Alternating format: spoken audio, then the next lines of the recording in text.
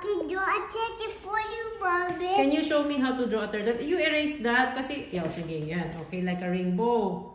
Then, yeah, that looks like the shell of the turtle. Ay, face pala yan. Akala ko shell. Okay.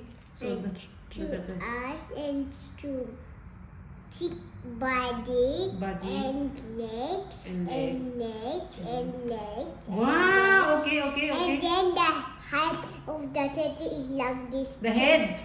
Is that the head? Like X-ray. Ano?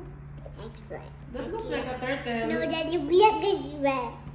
Turtle ba yan? Yeah. Okay. That look like X-ray. X-ray is body like X-ray. Ano X-ray? Like X-ray like letter X. Why he has letter X in his body? Because he have a bug at his body. His what? Body. Body, okay.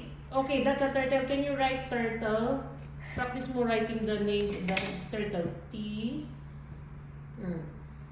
U. R. U, then R. T. Wala ng space. Sa taas na lang. L. Wow. And then E. Palit ng palit yung E mo. That's B. No, I want E. E. No.